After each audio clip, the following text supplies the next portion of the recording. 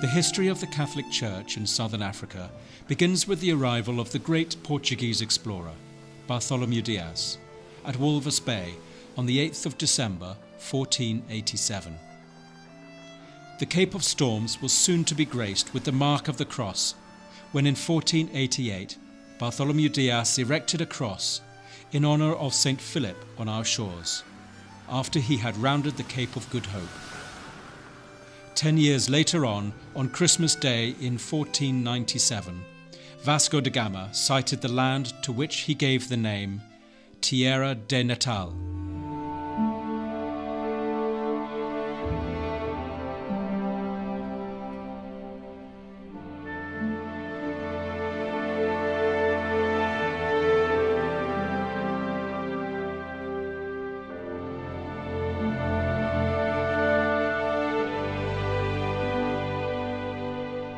Over a span of centuries, the territory was colonised by both the Dutch and the English. Between 1652 and 1795, under the Dutch East India Company rule, Catholicism was forbidden in South Africa. Only occasional visits of priests travelling on Portuguese or French boats were allowed. The same attitude prevailed between 1795 and 1802 under the British rule. As time passed, so too did the number of lay Catholics. The faithful became increasingly anxious about the situation. On the 25th of July, 1804, the Dutch declared an Ordinance of Toleration that all religious societies, which for the furtherance of virtue and good morals worshipped an almighty being, were to enjoy in this colony equal protection from the laws. As a result of this declaration, 3 Dutch priests had the privilege of being the first officiating priests in the Cape Colony. In October 1805, a room was fitted up for them in the castle itself, in which they might say masses for the Catholic soldiers. The privilege was short-lived, and on the return of the British Empire, the priests were expelled from the region.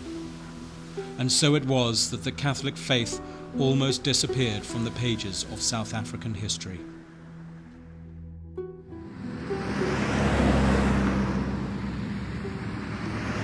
Well, this is an excellent time to review the history of the Catholic Church in Southern Africa, because in 1818, 200 years ago, the Pope appointed the first Vicar Apostolic for the Cape of Good Hope. Now, until then, and even then, at that time, Catholics were not welcome people in South Africa. And in fact, when the Vicar Apostolic came, he was not allowed to stay more than 3 weeks and went to live in Mauritius, leaving a few priests to care for the soldiers in the garrison at the Cape. With him were 3 priests, of whom one, Father Scully, remained in Cape Town.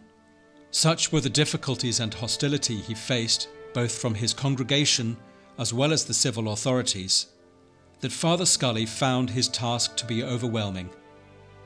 On the 11th of July, 1824, he took advantage of a departing ship and left the colony behind him.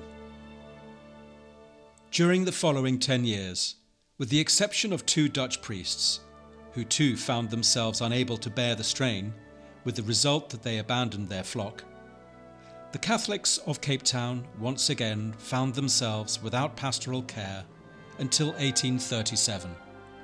At about this time, a missionary priest, Monsignor Brady, stopped at the Cape on his way from the Isle of Bourbon. Seeing the spiritual destitution of the Catholics at the colony, he undertook to carry a petition to the Pope himself.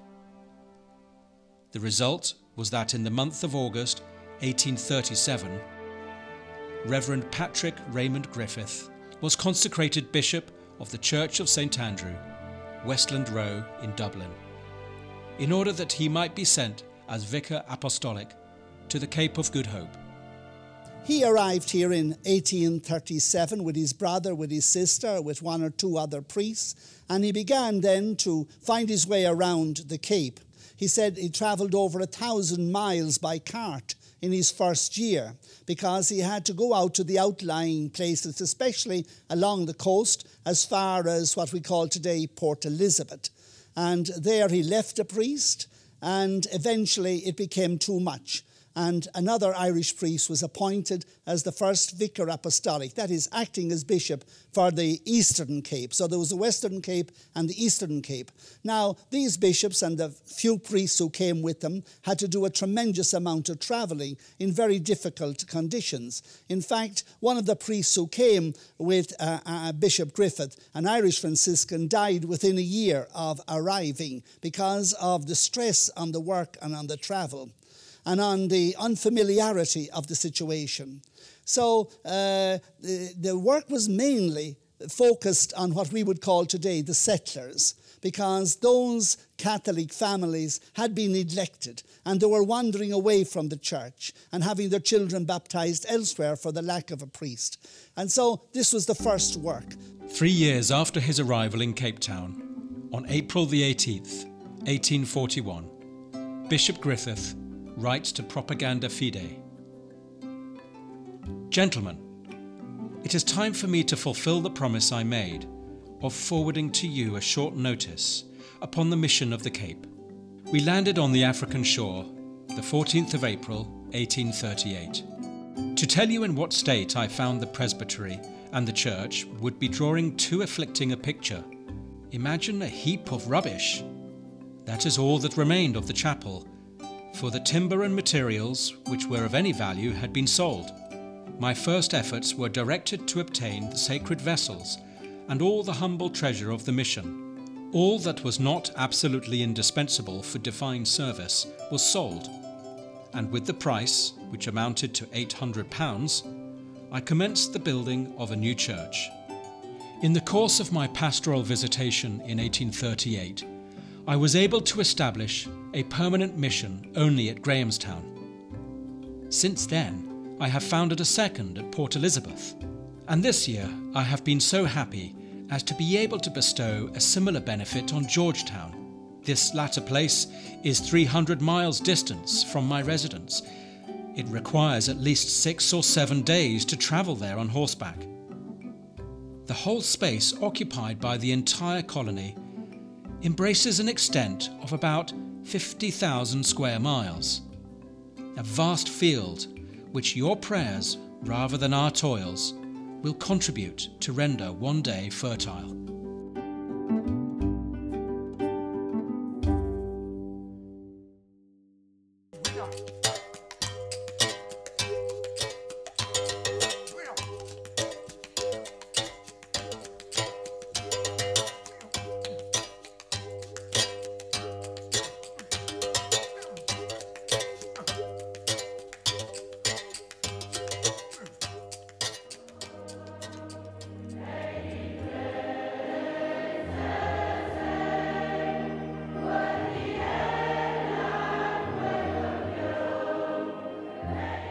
This diocese was part of the fourth ecclesiastical territory that was set up.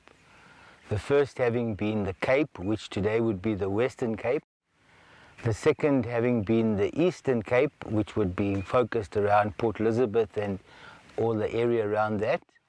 The third was the territory that the Oblate was confided to the Oblate of Mary Immaculate, which was from the Kai River all northwest to the Zambezi, up into Botswana and what is presently Zimbabwe. That was the third territory. And the fourth territory was the piece between the Western Cape and the Eastern Cape, and it was called the Central Territory, called actually in church language the Central Prefecture. And it stretched all the way from Mossel Bay and George right up to the Orange River, where we are sitting now.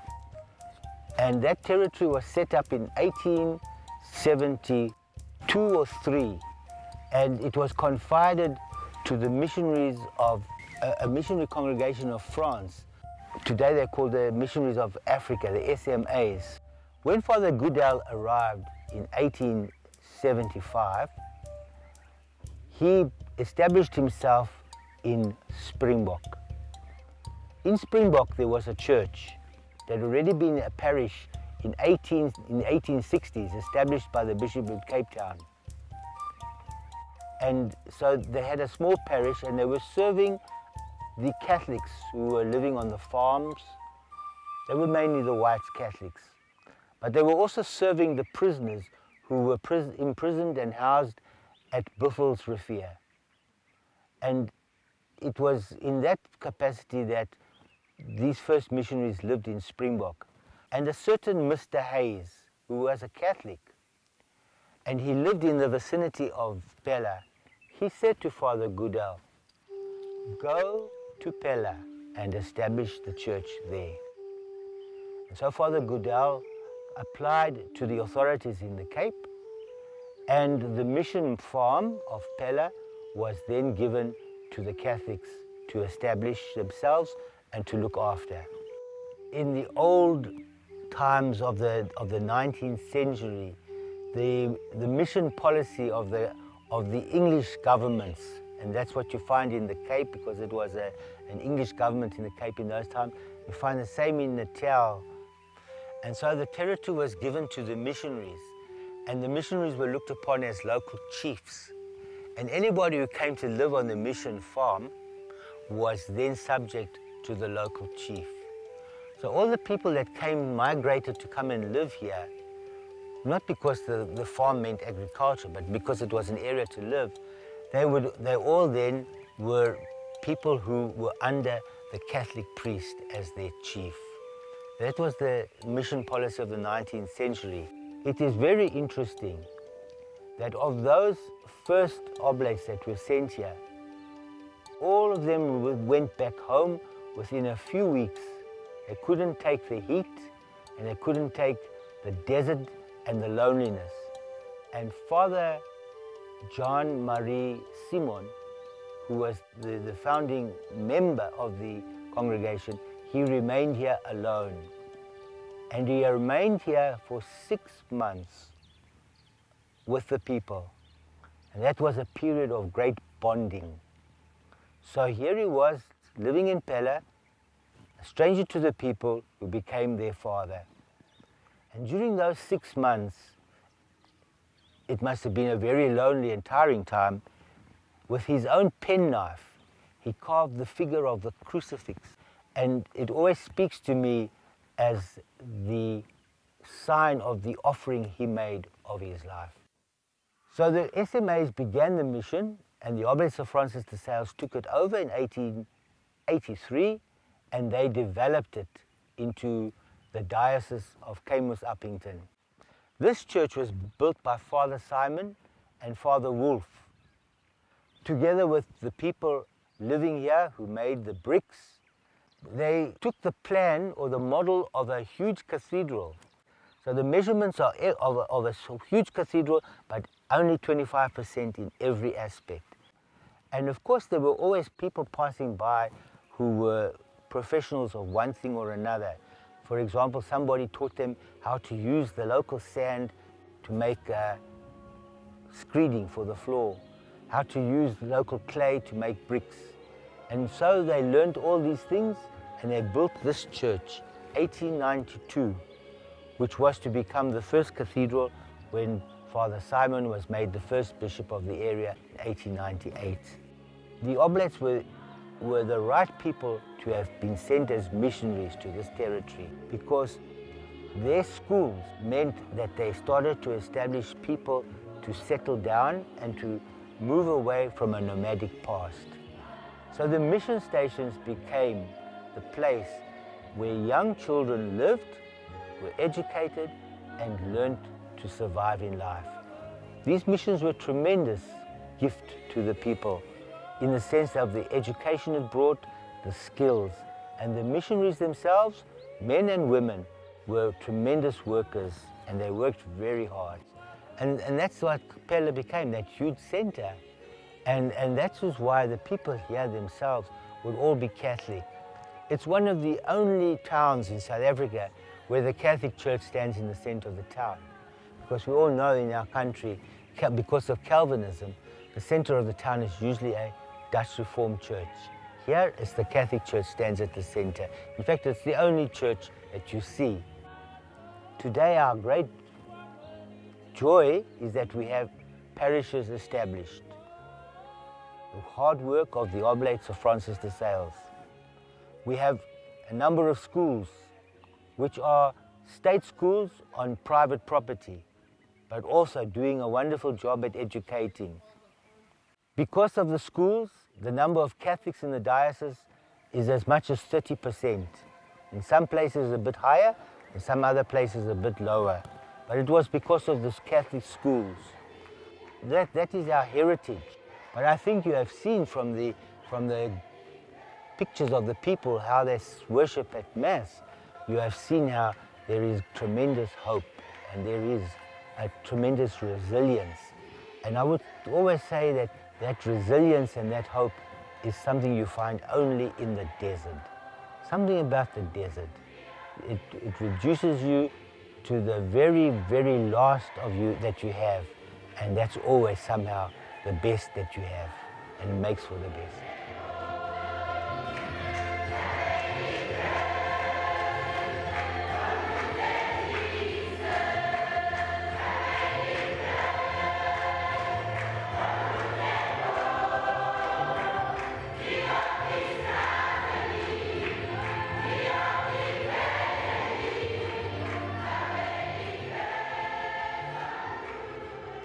There was a number of great steps taken in that first century. I'm talking about the period almost 1800 to 1900.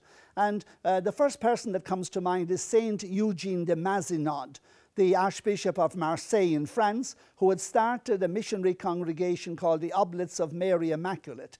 And he sent out a bishop with a number of priests. And one of these priests, actually he arrived as a deacon and was ordained as a priest in Pietermaritzburg in 1854, was Blessed Joseph Gerard. And so the Mazenod was very insistent that they had come out for the African people. So Blessed Joseph Gerard worked for 10 years among the Zulu people, but with very little success. And so an Irish trader who was traveling and selling in the interior said, there are a people beyond the mountains who may be more open to what you're teaching, because already there are elements of Christianity being preached there. And so Blessed Joseph Gerard went over the mountains, over Harrismith, down to Lesotho, and he became the apostle of the church in Lesotho. He is now beatified. He worked slowly in Lesotho, but slowly people began to come.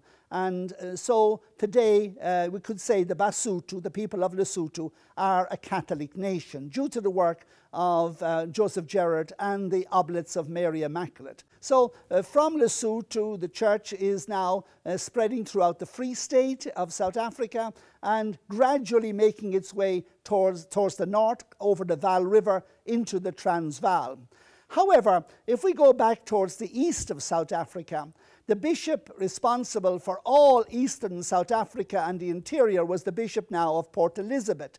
And he felt that he was totally incapable of caring for this huge area, today taking in Zimbabwe as well. So he went looking for missionaries in Europe. And he failed with all the religious orders until he came to a chapter meeting of the Trappists. Now, the Trappists don't, in the strict sense, do missionary pastoral ministry. And he made a speech at the chapter appealing for missionaries to come to South Africa, telling them the situation and the welcome they would receive from African people. And no one responded at the end of his speech. And suddenly there was a voice which says, if no one will go, I will go. It was the voice of one of the delegates at the chapter, Abbot Franz Fanner, an Austrian who had just established a new monastery in Slovenia. And so a few years later, Abbot Franz came, and soon he had a monastery at Marion Hill, about 15 kilometers from Durban, where he had up to 200 religious brothers working with him. Now, he saw the huge needs down there. He saw the people coming and asking for help. He saw that the people needed training in trades, in education. And so he began to send out the brothers with a priest to found missions all over Natal, down into the Eastern Cape, and up as far as ultimately Zimbabwe itself. All northern Natal came under the dominion, if you like, of the Trappists and their work. Now, there was a lot of controversy about this because the Trappist superiors in Rome felt this is not exactly our work. And so Pope St. Pius X stepped in and told the Trappists working here in southern Africa, make a choice. If you want to live the Trappist life in its strict sense that you committed yourself in your profession, go back to a monastery in Europe. Otherwise, if you want to be missionaries, remain in South Africa. And the vast majority of them did remain here. Coming now back into the interior of South Africa to what is today Johannesburg and Pretoria, again we must go back to the Oblates of Mary Immaculate, founded by St. Eugene de Mazenod. And here we have a French small man, but a man full of dynamic energy, Bishop Jolivet.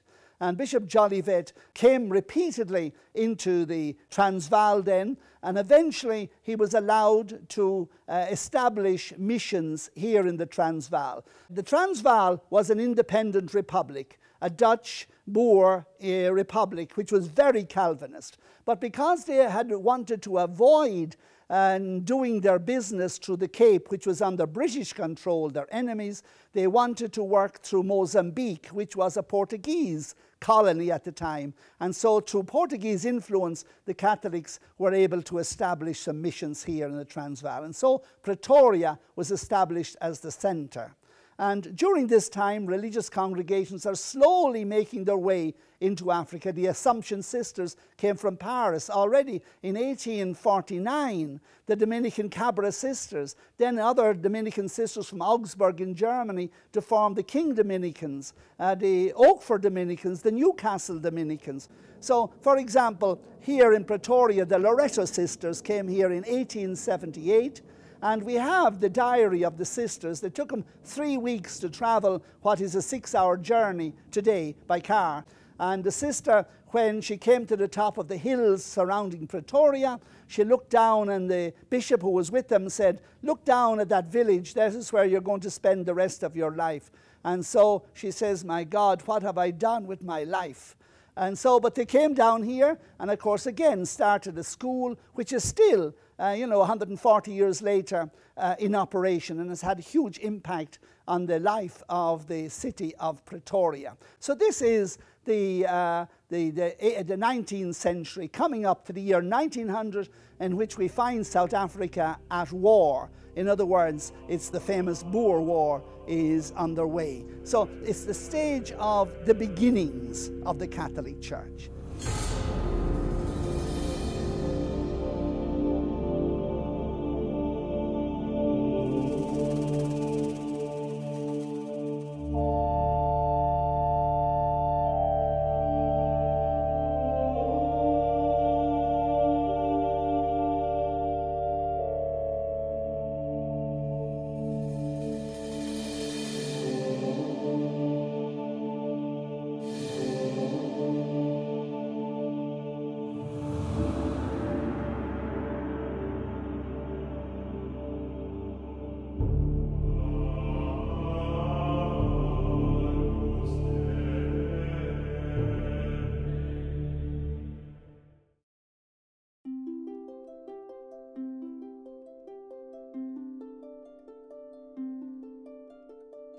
The second period could best be described as a time of consolidation for the Church in South Africa, and played out between 1900 up until 1951, when Pope Pius XII established a hierarchy of the local church. During the period preceding 1900, missionaries spent much of their time travelling in a bid to fulfill their mission of evangelization. People were served in the form of outstations, that is, priests who lived in larger towns spent their time travelling around from place to place to minister to the needs of the faithful. During the period 1900 onwards, the number of missionaries coming into the country increased substantially, and this facilitated the establishment of parishes all over the country. The Church was becoming fully involved in the life of African people. By training catechists, people who spoke the language, who understood the culture of the local area, the church was able to make huge strides during this time. The heroines of this period were the religious sisters. Their presence was vital to the success the church achieved in reaching into the lives of African people.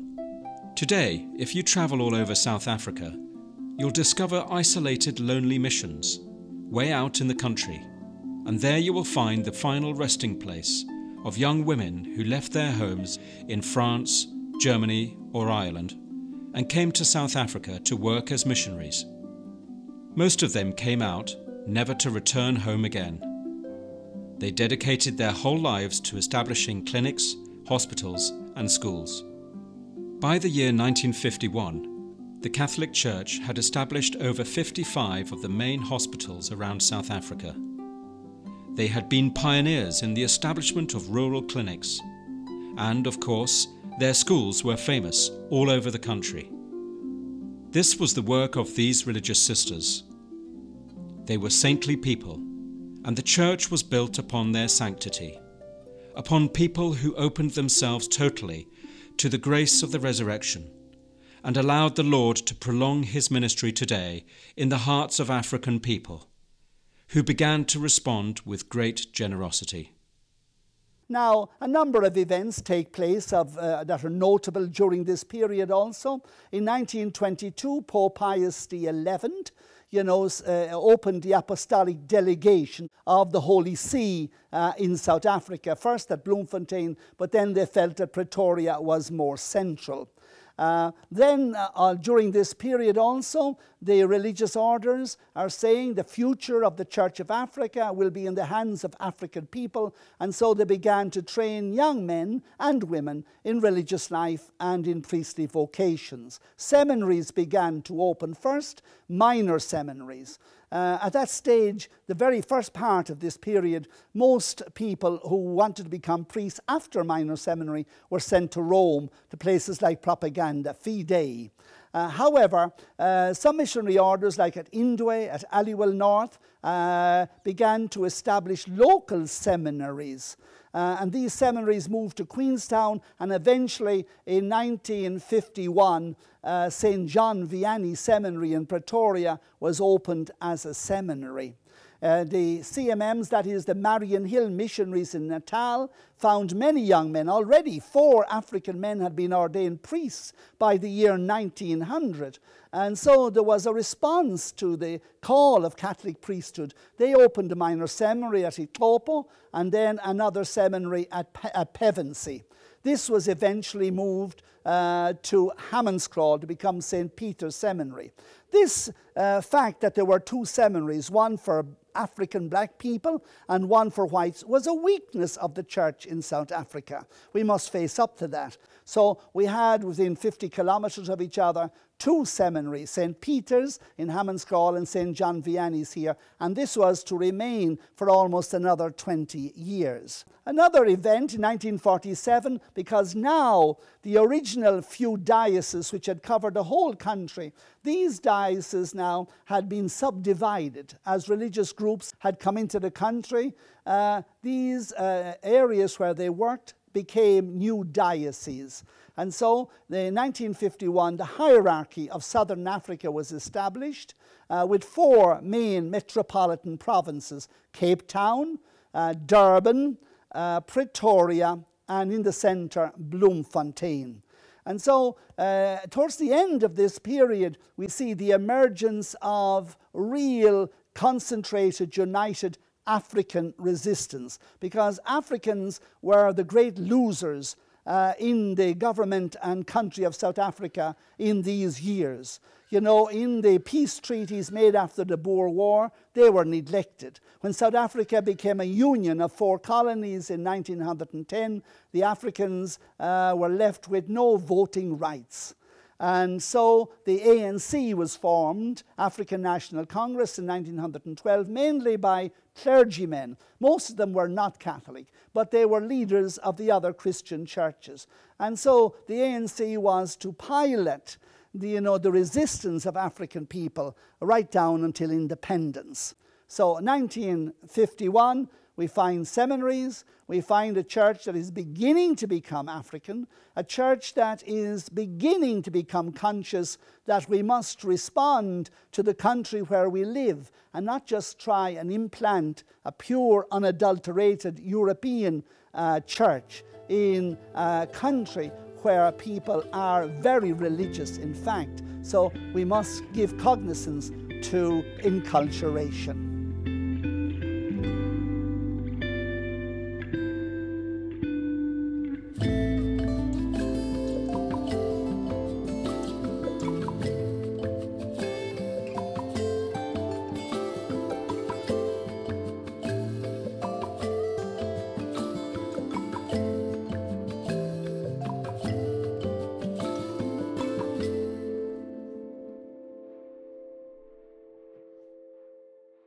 The next period of the history of the Catholic Church in Southern Africa, I'm taking between, let us say, roughly 1950, 1951, the erection of the Southern African Catholic Bishops' Conference and Hierarchy, up until 1994, when we had the first fully democratic elections for all citizens of South Africa.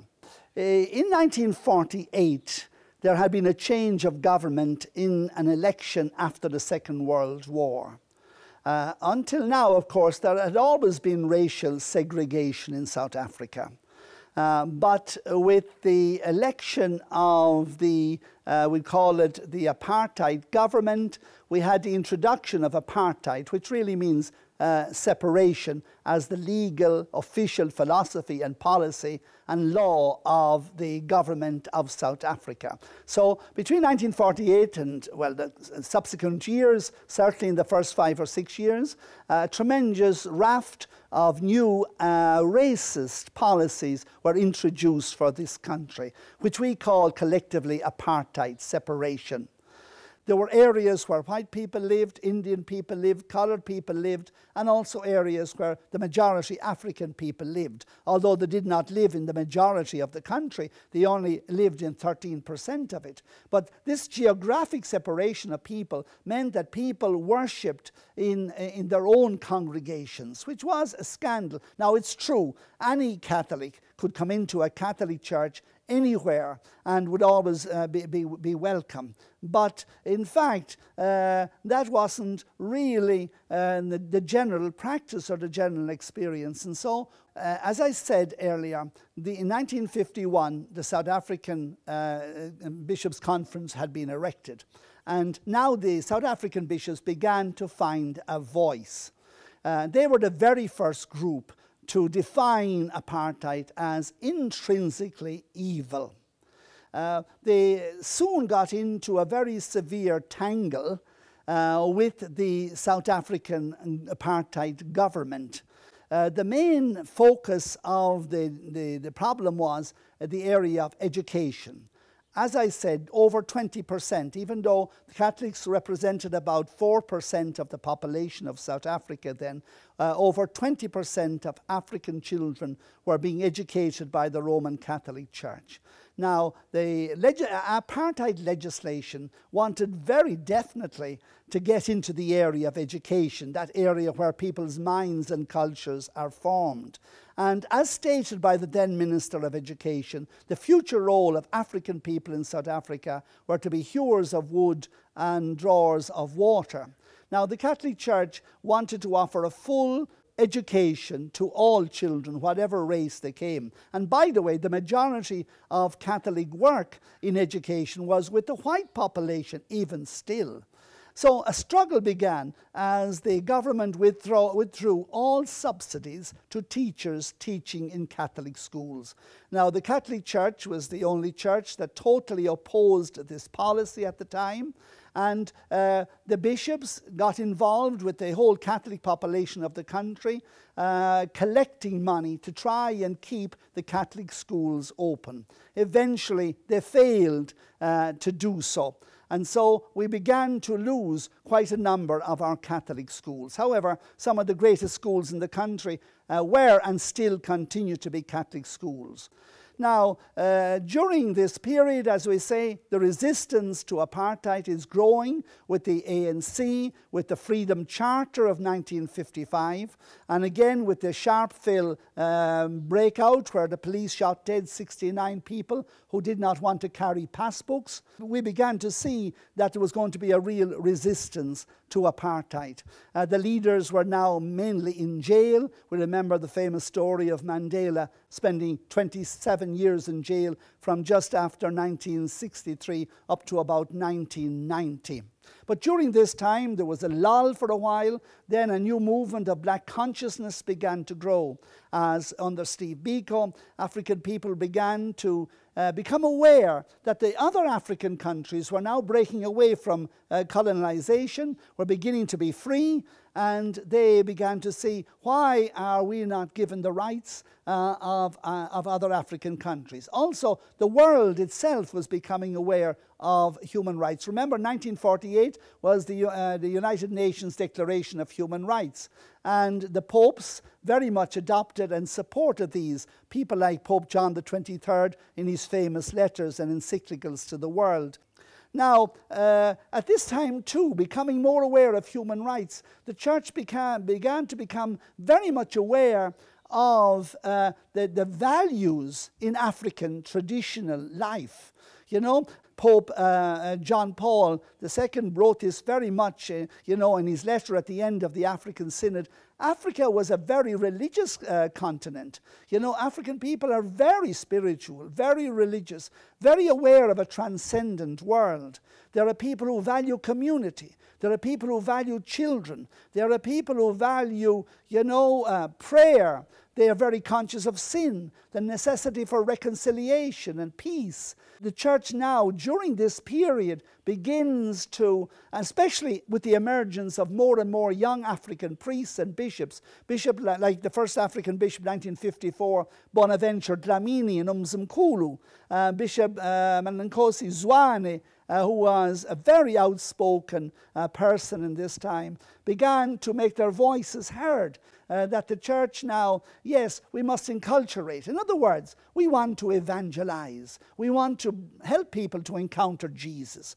That is salvation for us. This is what the church is about. And this is the total freedom and the humanization of people, because Jesus is the perfect human as the Son of God. But we must remember that not only did the missionary church have something to offer Africa, but we forgot to remember the other half of the equation, that Africa had a lot to offer the gospel. And so during this period, the church was led in a particular way by Archbishop Dennis Hurley of Durban. He began to see the social burden, the social responsibility and challenges before the church as he began to fight the government and its racial policies. He spoke about the freedom of the people, that there would never be peace in this country unless we began to treat all people equally. And so the church became very involved in the struggles of the 1970s and 1980s as African people began to demand justice, to demand their voice in the country. In our context at that time, 76, when I was ordained in 1976, I lived at Regina Mundi here, and so there was this political upheaval virtually throughout the year, for 10 years almost, and that by and large shaped what I suddenly realized as a mission of the church, to be able to be part of the aspirations of the local people to be free from the apartheid regime, and that began to shape my own vocation as a priest, responding to justice issues at that time. We began to see a new church emerging, a church that was now finding its origins not only in the Christianity of countries overseas, but a Christianity that is purifying, but is also uplifting. It's also highlighting the tremendous values that are resident in African traditional life. And the church was behind that and continually did all in its power, especially through education, conscientization, treating people as equal. Justice issues became a priority. Later on, I went into education because I thought education was the only way you could liberate people. And therefore, I can remember my earlier homilies were always to young people saying, you can't live in a shack forever. Your parents can live in a shack, but you have no right to live in a shack. You have an obligation to go out and build yourself a house, build a house for your family. And that became a theme among young people. There's no doubt about it, the Catholic Church played a huge role in the movement towards independence, particularly in the area of education and opening possibilities for African people to become aware that they are children of God with all the rights of humanity. And so we come up to 1994, which is a moment of great liberation for us, with the abolishment of apartheid, with people free to move and live wherever they liked. So we've come to the end of another period in which the church has grown now and become much more African, expressing itself with an African voice. Its clergy is mainly African. Its bishops are mainly South African. And we see the creation of a new consciousness of who we are.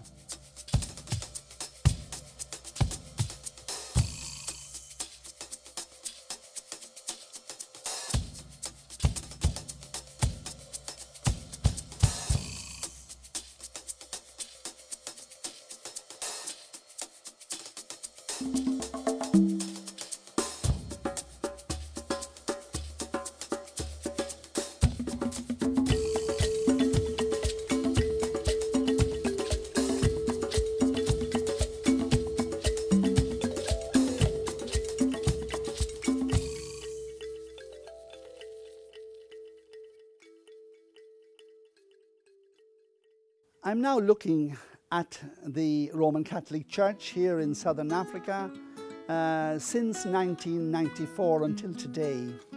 1994, why? Well, 1994 was the change of government regime in South Africa. Now, how is the church living in this period? So the whole culture is sort of, changing from old European, missionaries to young local priests. But it is a culture that is establishing, itself. Things are beginning to be done, differently. There is a lot of engagement and dialogue with the people, because the people are served now by their own sons who understand them, who are one with them, given also the racial backgrounds, that we had before, where black people tended to be subservient, and listening what needs to be done, and the white people need to give instructions. Because, as you know, the church is part of the society. The elements that you find in society you also find in church as well, in terms of relationship between people. The majority of congregants, even the so-called urban, what used to be white areas, the majority of congregants, worshippers, are African people. So we feel quite free. We're totally free to propagate and teach and do all the work that a church wants to do in South Africa. There is a lot of working together, and engagement and collaboration and participation. But there's still that syndrome, of dependency, where people sort of miss the old days when if there was something that needed to be done, they just needed to say it and then it was done. But now it has to be done by them, For a long time, the local churches depended almost completely on overseas funding. Not just in question of funding, but also in question of of personnel, missionaries, sisters, lay people, catechists, the leadership of the church, bishops, etc. It has always been historically something which the church has always wanted to rectify by promoting local vocations so that local people can be in position of leadership, promoting lay ministers so that they are also formed to become catechists, also create your own local leadership, your own local bishops. Most of our priests, or half of our priests, are from outside, no longer from Europe, but from other African countries who are serving locally.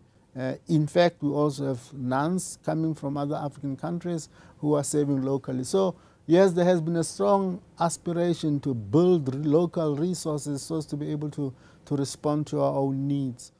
The numbers of vocations, especially of women religious, has decreased.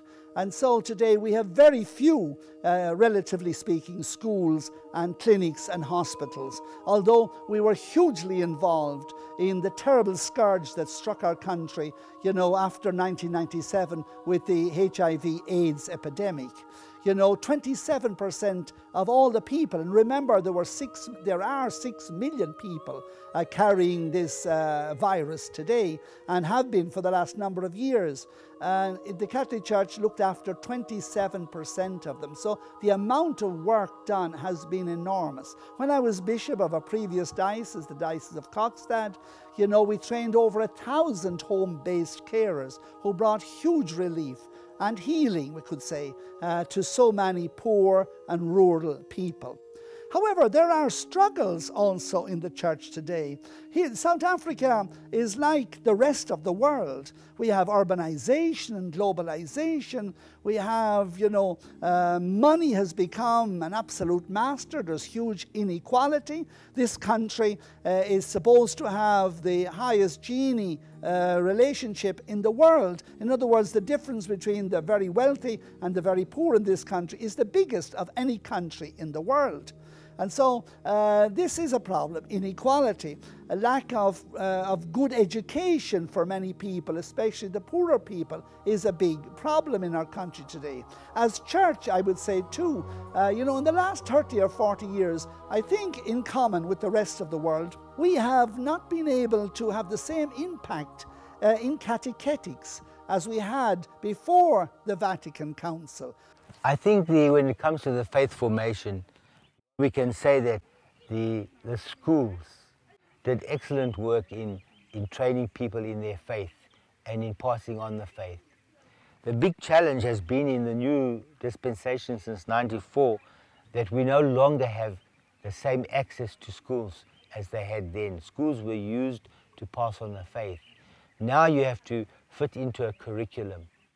And so the challenge since '94 has to be to move the catechetics and the faith formation of children away from schools into parish life. I suppose in the past, cultures and countries were simpler and people were brought up in communities of faith. Today, this is not possible here. South Africa has 6,000 independent churches. And so most of our young people and most of the young people who want to become priests, they have many relatives who belong to so many other churches. And so the impact of being a Catholic, the identity of being a Catholic, one has to struggle much more for it today. We're beginning to experience a hemorrhage, people leaving our church, joining these charismatic churches. I'm not very sure why this strong, perhaps their philosophy, their theology rather, of promising healing, of promising work, of promising all sorts of things that can be given to people. And people would rather go for that, hoping that they stand a better chance of changing their fortunes with joining these new churches. There's 2 particular things that make demands upon the church in its ministry today.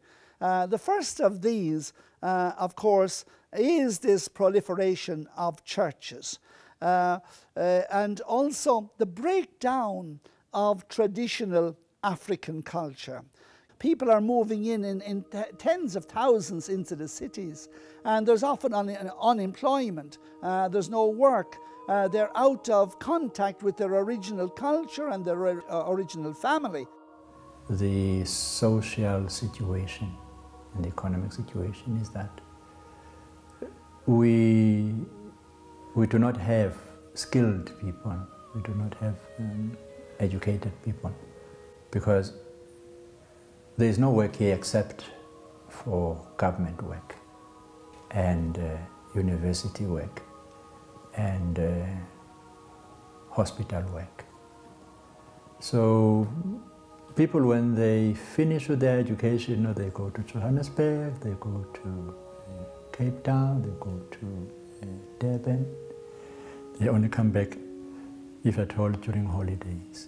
These are some of our challenges in terms of people moving away, people coming back and not ploughing back into the economy. The other great difficulty we have is in the area of family and marriage life. You know, tonight, or any night in South Africa, it is said that between 3 and 4 children only out of 10 will sleep in the same home as their fathers tonight. So this is causing a huge breakdown, you know, in family morality. It's causing a huge breakdown, you know, in the sense of security and identity that our young people have. When the church before used to be the center of attraction, with skills center, with schools, with hospitals, you know, that is now gone, you know. So it is a struggle to get people, especially young people, you know, interested, you know, in the church. Combine that with materialism, you know, that is also becoming a big thing here. But there are still some young people who are keen on the church, and so really we have a very focused program, you know, on youth, because we see them as the future of the church. And so the church is very involved in youth programs, very involved in all kinds of efforts to make young people feel at home. A beautiful thing that happened to us in these last few years was that we had the first South African Catholic beatified. This was Blessed Benedict Daswa. He lived in the north of our country here of South Africa. He became Catholic in his teenage years, led by the missionaries of the Sacred Heart, and became a very devout and committed Catholic. He became a teacher at a primary school. He went back to his home area, and there he married. He was to become a father of 8 children, but to become a most excellent and committed teacher. But above all, he was a wonderful Catholic. He was very involved in the cultural life of his people, and in the particular area where he was, he had to battle against, you know, witchcraft. He refused to cooperate with that, and he was taken out of his car one evening and beaten to death. He died because of his faith. He was a wonderful example of what an African man is, of what a wonderful teacher is, what a catechist, what a man committed to Christ. And he is a real challenge, I think, to the African church of today, that we should trust in Jesus Christ. It is the Eucharist where we are meeting God, and nothing is stronger than God. No powers of evil, because people are very conscious still of the powers of evil, of Satanism, of evil spirits. We must get beyond that, and the way beyond that is through the Eucharist, the sacraments, the Word of God, and above all, introducing the life of the Word of God, that is mercy and charity, into our hearts. And when that happens, we really do begin to become communities. Then God can touch our lives, because God needs us individuals so that through us He can touch the lives of those He wishes to reach. It's very unusual for God to knock somebody off a horse like St. Paul on the road to Damascus and meet them in that way. God normally works through other people and through the community. And if people learn to trust each other, then this community can make visible the new life in Christ. So my hope for the church in Africa is very, very strong, that the church is really beginning and is becoming what Pope Benedict said of the church in Africa. It is the second lung of the Catholic Church. We breathe with our lungs, and the church in the world today will be very much assisted in its breathing, its growing, its becoming alive, and its being healthy through the faith of the African Catholic Church.